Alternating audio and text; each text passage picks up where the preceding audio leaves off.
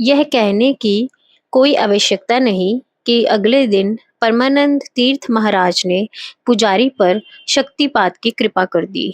योग साधना की पूर्व तैयारी प्रबल थी। पुजारी ने मंदिर में पूजा का काम छोड़ दिया एवं तत्परता पूर्वक साधन में जुट गया। आज वही पुजारी त्रिलोकी बाबा के रूप में हमारे सामने है। मैंने कहा, जब भाग्य उदय होता है तो इसी प्रकार भगवान कृपा करते हैं, अन्यथा संसार में कोई ही ऐसा होगा जो लोभ की चपेट में ना हो। इस परंपरा पर परमानंद तीर्थ महाराज की महान कृपा है, जो उन्होंने मुकंद तीर्थ महाराज, त्रिलोकी बाबा तथा लल जैसे साधन रतन प्रदान किए। महाराज श्री, इसमें क्या शंका है? उन्हीं की कृपा तथा आदेश से गंगाधर तीर्थ महाराज में लोक कल्याण का मंगलकारी संकल्प उदय हुआ तथा आज यह साधन परंपरा हमारे सामने है। परंपरा तो पहले भी थी, किंतु कहीं कहीं लुकी ढकी। नारायण तीर्थ देव महाराज ने उसे गुफाओं के अंधेरे से निकालकर जन जन तक पहुंचाया। अनेकों गुरु नारायण तीर्थ महाराज की ही देन है। मैंने कहा, अब हमारा क्या कर्तव्य है? महाराज श्री, आप लोगों का कर्तव्य है कि साधन में भिड़ जाओ। बातें बनाने वाले साधक तो बहुत हैं, पर बातों से कुछ बनता नहीं, केवल बातें ही होती हैं। अपनी उन्नति चाहते हो तो साधन करो, मन में जन कल्याण की भावना हो तो साधन करो, परंपरा, परिवार तथा समाज की भलाई चाहते हो तो साधन करो। गुरु ऋण से उऋण होने का यही उपाय है। अध्यात्म गगन में विहार की जिज्ञासा हो तो निरंतर साधन ही उसका उपाय है। परंपरा का झंडा ऊंचा रखने तथा जन समाज को अंधकार से प्रकाश की ओर ले जाने का यही उपाय है। गुरु ने आप लोगों को जिस कल्याण की भावना को मन में संजो कर जो दीक्षा दी है, उसे पूरा करने का यही उपाय है। यह काम केवल बातों से तथा बुद्धि की चालाकियों से नहीं होगा, पठन पाठन तथा पूजा पाठ से भी नहीं होगा। साधन करते हुए ही अंतर की यात्रा संपन्न होती है। मैंने कहा, क्या कारण है कि पहले एक के पश्चात एक तथा एक से बढ़कर एक महात्मा उत्तरों उत्तर होते चले गए, किंतु अब यह श्रृंखला थम सी गई है? परंपरा की हमारी शाखा में आपके पश्चात संभवतः कोई ही आपकी ऊंचाई को छू सके। मैं समझता हूँ कि परंपरा की सभी शाखाओं का यही हाल है। महाराज श्री, सभी परंपराओं की यही स्थिति है तथा यही स्थिति होती आ रही है। आरंभ में गुणवत्ता पर ध्यान दिया जाता है, समय व्यतीत होने के साथ विकृतियां आने लगती हैं। गुणवत्ता के स्थान पर शिष्यों की संख्या बढ़ाने की होड़ लग जाती है। परस्पर राग द्वेष, खींचातानी, आश्रमों के स्वामित्व के विवाद, दंभ तथा अभिमान बढ़ने लगते हैं। परिणामतः साधन का स्तर गिर जाता है। पहले दीक्षा देते समय बहुत सावधानी बरती जाती थी। शिष्य के कई पूर्व जन्मों का वृतांत गुरुओं के अभिमुख होता था। वह शिष्य की अनुकूल अवस्था होने तक प्रतीक्षा करते थे। गुरुओं में दूरदृष्टि तथा अंतर्दृष्टि का विकास होता था। वह स्वयं भी तपस्वी होते थे तथा शिष्य से भी तपस्या कराते थे। वह अनुशासन के बड़े कड़क किंतु शिष्य के प्रति वात्सल्य भाव से युक्त होते थे।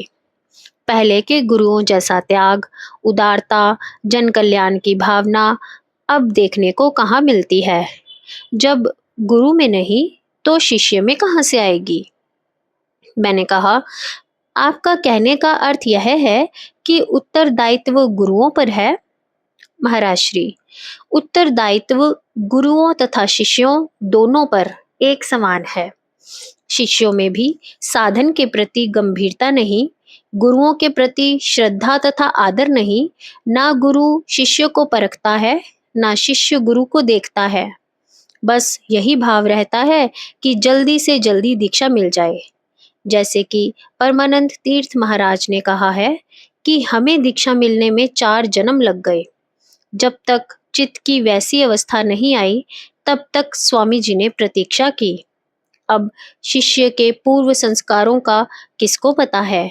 शक्तिपात भी एक जगत व्यवहार तथा व्यापार बनकर रहता जा रहा है।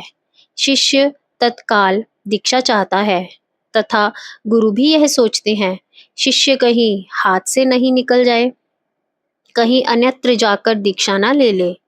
पहले गुरु के 2-4 ही शिष्य होते थे, बाकी केवल भक्त। गंगाधर तीर्थ महाराज ने केवल एक तथा परमानंद तीर्थ महाराज ने 2 ही दीक्षाएं दी। अब एक एक गुरु के हजारों लाखों शिष्य हैं। उन्नति भी कैसे होगी? लल तथा त्रिलोकी बाबा ने कोई शिष्य बनाया ही नहीं, बस साधन तथा परंपरा को ही समर्पित रहे। हमारे गुरुदेव योगानंद जी महाराज गुरु की खोज में कितना भटके, भारत का कोना कोना छान मारा, कितना अभ्यास करते रहे। आजकल कौन इतना परिश्रम करता है? क्या इससे यह पता नहीं चलता कि गुरुदेव साधन के प्रति कितने गंभीर थे? साधन ऐसी ही गंभीरता की अपेक्षा रखता है। आज ना गुरु अनुशासन है, ना आत्म संयम। मैंने कहा, क्या यह कहना ठीक नहीं होगा कि आजकल के साधन की अपेक्षा साधन का शोर अधिक है? पर कहीं कई ईमानदार साधक भी हैं महाराज श्री। ऐसी विपरीत परिस्थितियों में कुछ न कुछ ईमानदार साधक रहते ही हैं। साधक कितना ईमानदार है, इस बात का पता भी विपरीत परिस्थितियों में ही लगता है। ऐसे साधकों के सहारे ही अध्यात्म तथा साधन का भाव टिका रहता है। ऐसे साधक ही अध्यात्म रूपी नाव को तूफानों तथा बवंडरों में से सुरक्षित निकाल कर ले जाते हैं। ऐसे साधकों को ही अदृश्य महापुरुषों का वरद हस्त प्राप्त होता है तथा ऐसे साधक ही माया की दीवार को लांघ पाने में सफल होते हैं। कच्चे साधक विपरीत हवाओं का सामना नहीं कर सकने में औंधे मुंह आ गिरते हैं।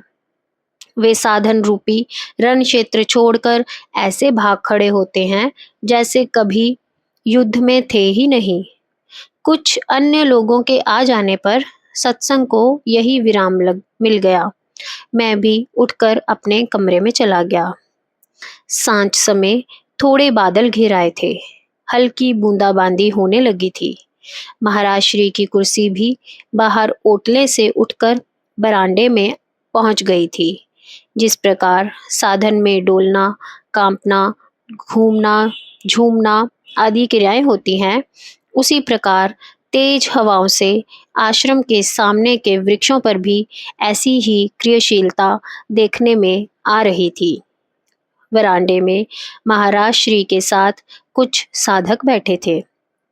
वैसे तो महाराज श्री रहस्यमय बातें लोगों के सामने नहीं किया करते थे, किंतु जब एक ही बात हर समय मन में छाई रहे तो कहीं ना कहीं, कभी ना कभी संकेत रूप में ही सही उस विषय की कुछ छटा बिखर ही जाती है। फूल को कितना भी छुपाओ पर उसकी महक फैल ही जाती है। महाराज श्री भी बातें करते हुए लल, त्रिलोकी बाबा तथा परमानंद तीर्थ महाराज की पृष्ठभूमि के आधार पर चर्चा करने लगे थे। कोई संस्था, दल या देश चलता है अथवा किसी कला विशेष का विकास होता है या कोई आध्यात्मिक परंपरा गतिशील होती है तो समझ लो उसके पीछे किसी मौन, सेवाभावी तथा साधनशील व्यक्तित्व का अस्तित्व है। विशाल भवन जमीन में दबी नींव पर ही सर उठाए खड़ा होता है। ऐसे व्यक्ति मान, प्रतिष्ठा, लोभ, तृष्णा एवं अंधकार की भावना से, अधिकार की भावना से अतीत होते हैं। संस्था अथवा परंपरा की उन्नति तथा जन सेवा ही उनका एकमात्र लक्ष्य होता है, जिसकी प्राप्ति के लिए व्यक्तित्व, आध्यात्मिक आकांक्षाओं की बलि देने में भी वे संकोच नहीं करते। शक्तिपात परंपरा की भी यही स्थिति है। नारायण तीर्थ देव महाराज ने अत्यंत निर्धन अवस्था में साधन, त्याग, गुरु सेवा तथा ईश्वर प्रेम के कीर्तिमान स्थापित किए। स्वयं को भी संयत रखा तथा शिष्यों के प्रति भी कड़क अनुशासन का प्रयोग किया। उन्होंने दर्शा दिया कि जन समाज में रहकर सेवा करते हुए जन समाज से कैसे अछूता रहा जा सकता है। किंतु शक्तिपात का वास्तविक आधार स्वामी गंगाधर तीर्थ महाराज, स्वामी मुकुंद तीर्थ महाराज, स्वामी परमानंद तीर्थ महाराज थे, जिन्होंने सतत साधन, एकांत सेवन, चिंतन मनन तथा अपने द्वारा प्रसारित सूक्ष्म तरंगों के द्वारा परंपरा की गुप्त रूप से सेवा की। इसी प्रकार के कुछ और भी साधक मौन साधक हो जाते हैं, जो किसी के सामने कभी उपस्थित नहीं हुए और अपने साधन में लगे रहते हैं, जो सर्व समर्थ हैं तथा अपनी सूक्ष्म शक्तियों के प्रभाव से शक्तिपात विद्या तथा उसकी परंपरा को संभाले हुए हैं। उसी का परिणाम है शक्तिपात परंपरा, चाहे जन समाज में घर घर में प्रसारित प्रभावित हो अथवा कुछ एक साधकों तक सीमित होकर गुप्त अवस्था में चली जाए, किंतु उसकी गतिशीलता निरंतर बनी ही रहती है। उन गुप्त तथा अदृश्य महात्माओं को किसी प्रकार का लोभ नहीं, लोकेशना अथवा राग द्वेष नहीं तथा ना उनका कोई अपना या पराया है। वे केवल त्याग तथा तपस्या की प्रतिमूर्ति हैं। हम जैसे लोग जो सर्व सुविधा संपन्न विशाल आश्रम लिए बैठे हैं, उन्हीं की तपस्या का फल है। सब लोग मौन धारण किए महाराज श्री की बातें बड़े ध्यानपूर्वक सुन रहे थे। किसी को यह नहीं सूझ रहा था कि वह क्या कहे।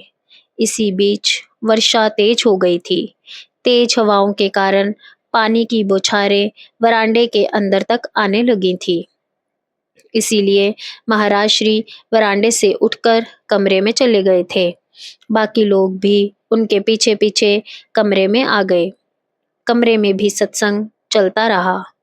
मैं सोच रहा था कि जिस प्रकार का विषय चल रहा है, संभव है आज के सत्संग में महाराज श्री लल तथा त्रिलोकी बाबा के बारे में कुछ चर्चा करें, किंतु ऐसा कुछ नहीं हुआ। महाराज श्री ने केवल कई साधक कहकर अपना प्रसंग पूरा कर दिया। जब वह एकांत में हुए तो मैंने कहा, मैं आपके आज के प्रवचन में यह आशा करने लगा था कि आप लल तथा त्रिलोकी बाबा के बारे में चर्चा करेंगे, किंतु आपने ऐसा कुछ नहीं किया। महाराज श्री, मैं यह बात तुम्हें पहले ही बतला चुका हूँ कि लल तथा त्रिलोकी बाबा नहीं चाहते कि कहीं उनकी चर्चा की जाए। वह अपना नाम तक प्रकट नहीं करना चाहते। हमारे अतिरिक्त अन्य कोई भी व्यक्ति उनके संपर्क में नहीं है। यदि हमें कभी उनके चरणों के दर्शन हो जाते हैं तो यह उनकी महती कृपा है। इसीलिए कम से कम मेरे जीवन काल में भी तुम त्रिलोकी बाबा या लल के बारे में कोई चर्चा नहीं करना, अन्यथा संभव है कि कुछ लोग मुझसे उनसे मिलवाने की हठ ठान लें।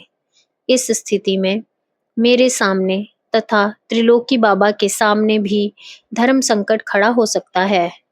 यदि इस बात को कभी प्रकट करना भी हो तो मेरे पश्चात करना, क्योंकि तब उनसे मिलवाने वाला कोई नहीं होगा।